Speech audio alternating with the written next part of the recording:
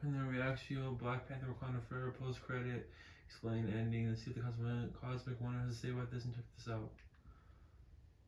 What's going on, everybody? Welcome back to the Cosmic Wonder. I'm your host, Warren Thompson, and Black Panther Wakanda Forever is officially out in theaters. Today we're going to be going over a little bit of the ending, but breaking down that post-credit scene. So, if you have not seen the movie and you are trying to avoid spoilers, this is your official spoiler alert. Now, most likely, if you are still here, you have seen the movie, or you simply don't care about spoilers. But if you have seen the movie, let us know in the comments down below what you thought about it. You can rank it between 1 to 10 or A to F, or simply just give us your thoughts about it. Now, Black Panther Wakanda Forever was obviously a really big movie for a lot of reasons. The biggest, of course, being the fact that we lost Chadwick Boseman, who played Black Panther / T'Challa. It's incredibly sad, and of course he will be missed by everybody. His death came as a huge shock to pretty much everybody except his immediate family surrounding him. He didn't even tell the people over at Marvel Studios that he had cancer. So when he passed away, it was a big shock not only to the world, but to Marvel Studios as well.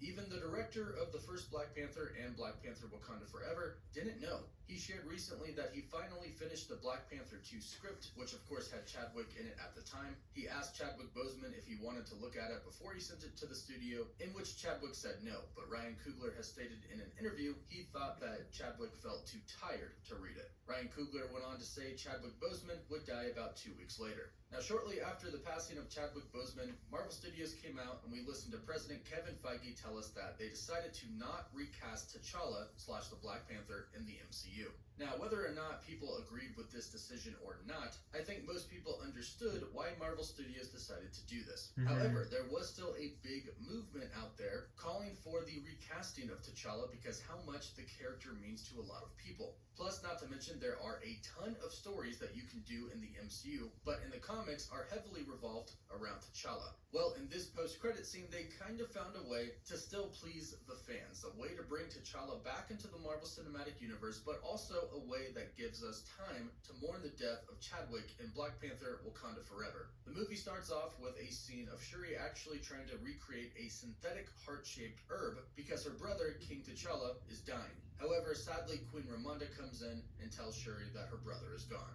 They say he died from an unknown illness, and we have a funeral for King T'Challa. And this movie is very much about not only the characters grieving, but also the actors as well. In fact, there are some times in the movie where you can't tell if they are acting or simply grieving for a friend. So in the post-credit scene, we see Shuri burning the robes of T'Challa, something that she was going to do with her mother earlier on in the movie, as a part of the grieving process and as a way to move on. Shuri becomes the new Black Panther in this film, so the mantle of the Black Panther is still there. However, with King T'Challa gone, the character T'Challa was gone as well, until Marvel figured out a great way to still have a T'Challa in the Marvel Cinematic Universe. In the movie, we find out that Nakia is living in Haiti. At one point in time, Nakia tells Shuri she's always welcome at her house. And at the very end of the film, we see Shuri go to Nakia's house, which is on the beach, and Shuri goes down to the beach and performs the ritual. We have a really nice scene here paying tribute to Chadwick Boseman and T'Challa, showing us clips from Black Panther 1, and this shows us Shuri going through the grieving process and essentially finally deciding to move on.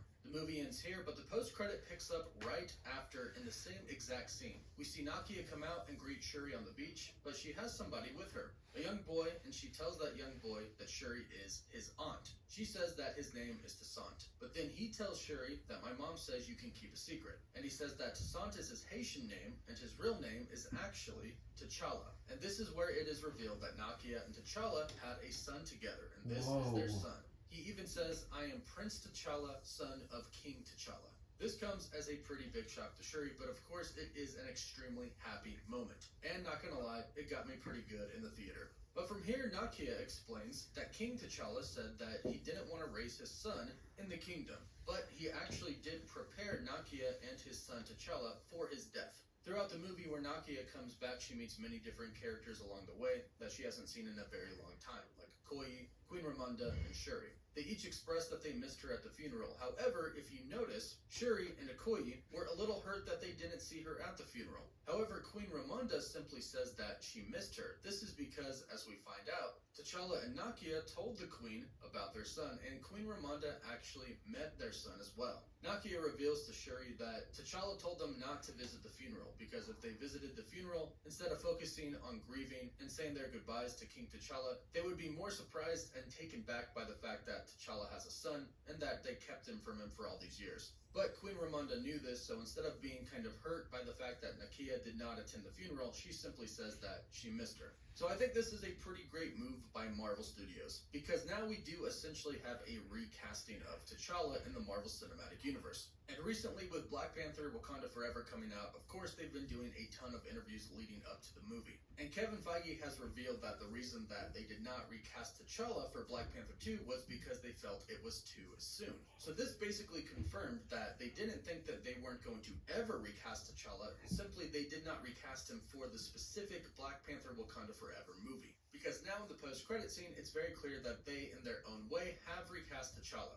This T'Challa will essentially go on to become the same character, which is really great because we have everything that Chadwick Boseman gave us as his T'Challa, but now with this new one, his son, we'll get to see many different storylines play out in the MCU that have played out in the comics that fans really want to see. The X-Men are now making their way to the MCU, and a big storyline in the comics is the marriage between the X-Men Storm and King T'Challa. They also do go on to have a son together in the comics. And now that we again have a T'Challa in the MCU, all these storylines are possible, whereas they were not before. It's most likely that we're going to see somewhat of a time jump with T'Challa. Although hopefully not too big of a time jump, because now it's possible for T'Challa to actually go on to become a young Avenger. Marvel has been setting up the Young Avengers for quite some time now in the MCU, so this would be a really cool opportunity to have a young T'Challa be a part of the Young Avengers team. Then eventually do a time jump again and have him grow up to become the king of Wakanda and take the heart-shaped herb and become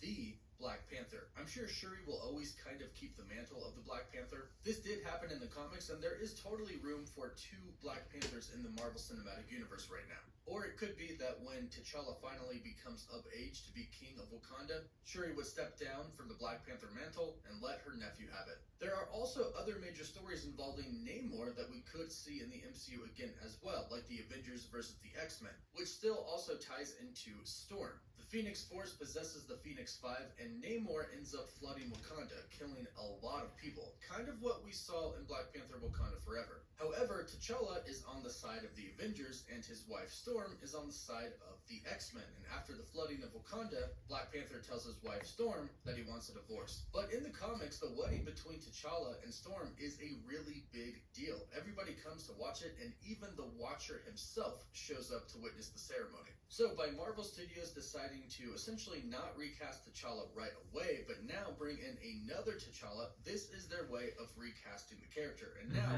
all of these story options are available moving forward in the MCU. It's definitely a really happy ending for a really sad situation. Chadwick Boseman and T'Challa were definitely missed in this film. Their absence was very felt, but I think he would have felt pretty great about how the movie came out and how they're going forward with T'Challa in the MCU. But hey, let me know your thoughts about this in the comments down below. What did you think about the movie, and what do you think about the way they're going about recasting the character T'Challa? Let us know in the comments, and don't forget to like the video and subscribe so you don't miss out on any of the latest news. For live updates, you can follow me on Instagram and Twitter. And as always, thank you all so much for watching. Woof woof. No, I can't wait to see the movie tomorrow for sure now. But yeah, please subscribe, like this video, and see you guys. Bye.